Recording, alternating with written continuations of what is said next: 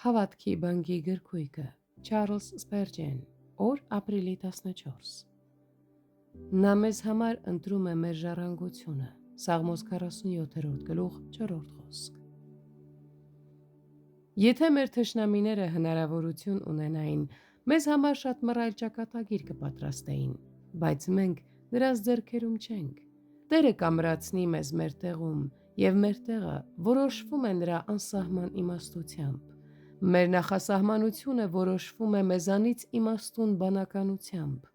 Ամեն բանի կարգադրությունը Աստծո ձեռքերում է, և մենք ուրախ ենք, որ դա այդպես է, և համաձայնվում ենք, որ Աստված ընտրի մեր փոխարեն։ Եվ եթե նույնիսկ մենք կարողանայինք ընտրել,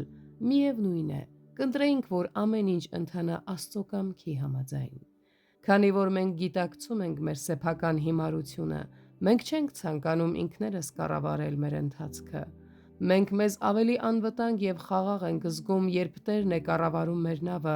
քան կարող էինք զգալ, եթե մենք այն կառավարենք մեր սեփական դատողության համաձայն։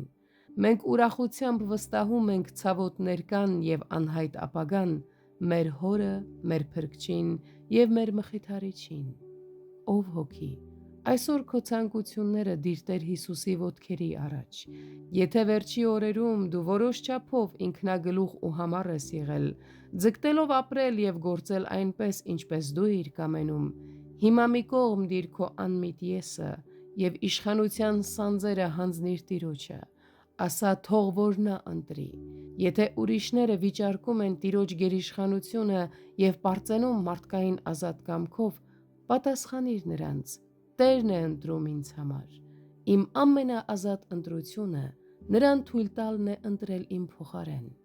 Որպես ազատ անհատ, ես ընտրում եմ, որ նա ունենա բացարձակ իշխանություն։